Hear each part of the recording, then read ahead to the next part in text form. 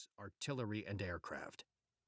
They had been repelled in Kiev, but had come in hard in his part of the world, slaughtering everyone in their path.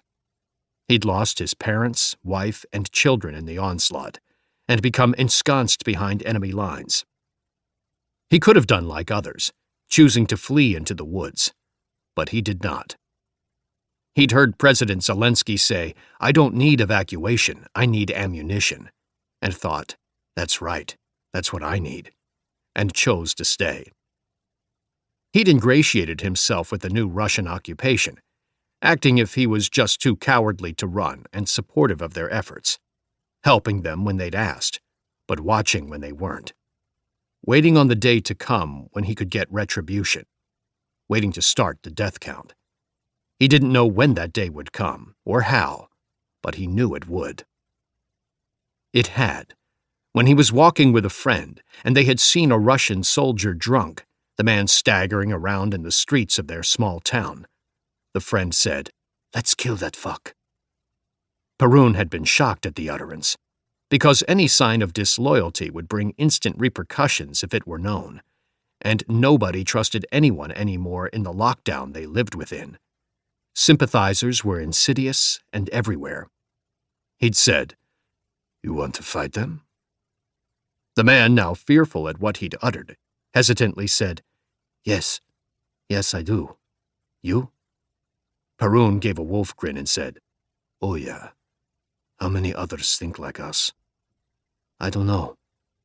Let's go kill that fuck while we have the chance." And Perun knew he had a new path in life, one that would help his country. He said, "No, we don't kill him. We find others like us, but slowly, find them quietly." In 2 months, he had a network. In 4, he had connections to NATO's special forces, who trained them in the dark arts. In 5, he was killing Russians. Now, almost a year after he'd begun to kill, he wasn't sure it ever even mattered.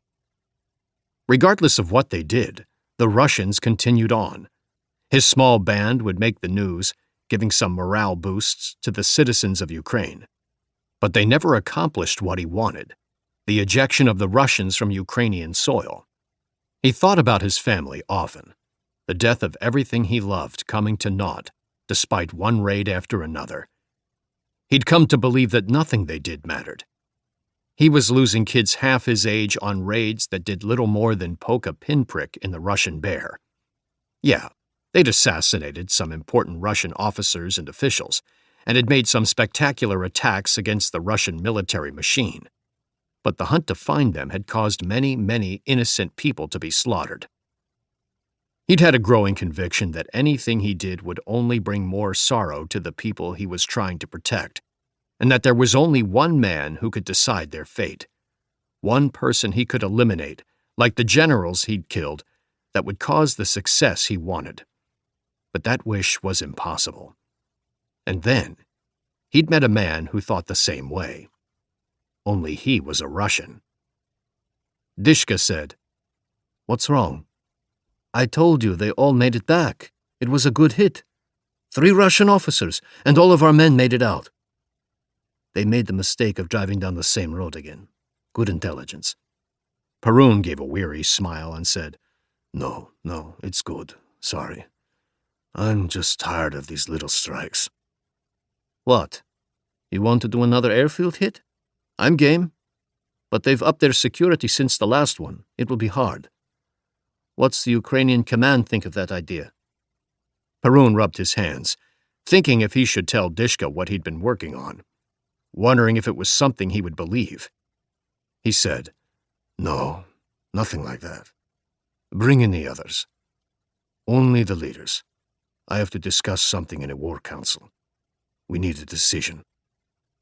Dishka nodded, unsure of what was being asked, but went to get the others in their band. They called themselves the Wolves. They had no formal chain of command with the Ukrainian army, and were just one cell of many killing the Russians, but they had proven to be better than most. In fact, the best cell of partisans in the entire theater. They would listen to the Ukrainian high command, taking their intelligence and their training, but would